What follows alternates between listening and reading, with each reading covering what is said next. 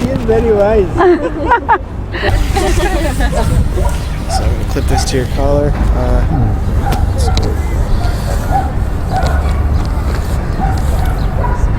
Both the times I voted for Clinton because I admire him. Though the Republican tried to make so much fuss out of Monica Lewinsky and all that. That was a garbage. I just think that with all the stuff that's happening now. You know what did he do? He brought economy and peace and everything. So he never bothered about these Republicans, these stinking Republicans. It's true. I think with all the stuff that's happening. He was for the, he's even now, you know, all over the world, how much respect he has. He's a gifted natural leader. All right, I'm ready. Okay. What do you think about astrology?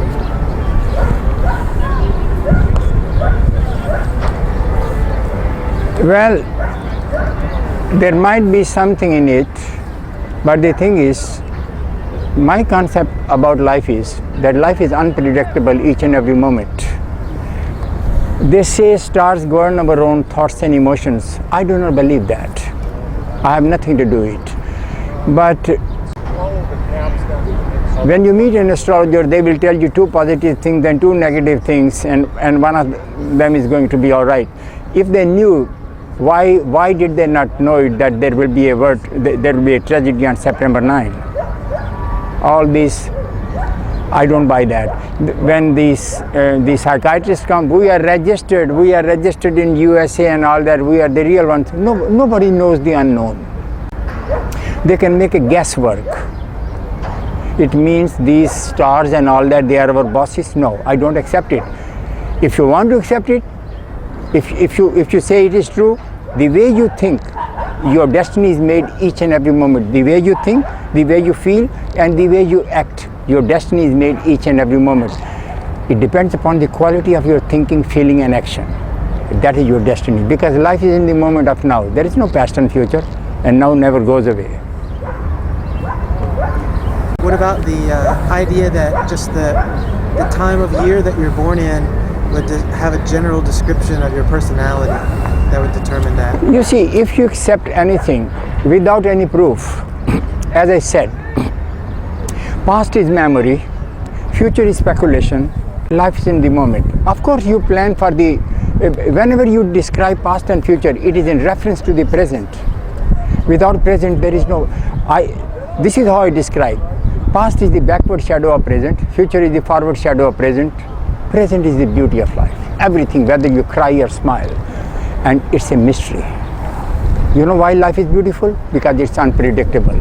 So when you keep your options open, you observe without, every judgment is flawed, because judgment belongs to time, observation belongs to timelessness. You become beautiful because you can take every situation and you can face it without judgment. So then the mystery starts revealing its own secrets, because you are not putting up your own limited logic of self-righteousness. So is there anything to be gained at all by studying those types of things? There is nothing wrong to study, but there is, but our mind should be always unconditionally open to study. Just like scientists, all sages, all scientists, you see why they discover so many things? Because when they approach, if you want to discover something new, it cannot have the roots in the past. New is always creative. So you must approach without any positive or negative things. Simply say, just like Socrates, I do not know.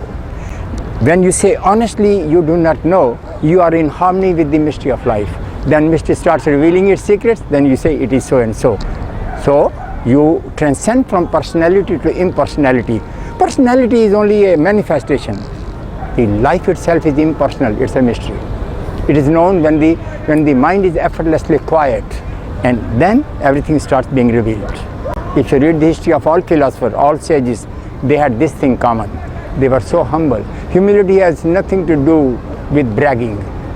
A person who says he's humble, he's no more humble, because how can he be humble when he says he's humble? You got the point? That's it. In order order to get your mind to be so still and quiet, what do you? Very good. Good question. If you go home this evening, sit in your own living room, tell yourself, I'm not going to think for 5 minutes, you will find it is impossible not to think. So what is the best way not to think? Don't suppress, let the thoughts come, positive and negative, from your childhood, from this present thing. Just be the watcher and observer, impersonal observer. If you do it, and don't take side with the pleasant thoughts or the agonizing thoughts, because thoughts are the fleeting clouds of time. But if you observe, at the time of observation, don't make any judgment, this is good and bad. What will happen? Thought will slow down. Thought is nothing. What is mind? Bundle of contradictory thoughts and emotions. You are the observer. Thoughts never observe you. You observe thoughts. You observe your agony. So, you are the light of life. Once you understand this relationship, mind becomes your most obedient servant. It's the wonderful instrument. If you observe it, you are the master. How do you know so much about this? You seem very well versed. This is from a very childhood. I was brought up in Kashmir. My father was a very famous attorney in Kashmir. He practiced for 40 years. Like her, I also come from a very big family, but I'm the second youngest. But when my father told me at the age of 3 the story of Buddha, that how Buddha was the son of a king and all that, and how he renounced, that was the first time I started asking myself, I want to know, who am I? Who am I in this piece of flesh and bone? I never discussed with my father. Later on, when I was about 30 or 35, I started discussing with my mother, because when I was 15, my father died. I just passed 9th grade. But this thought never went away. But I used to remain quiet for a long time, observing things, observing birds, observing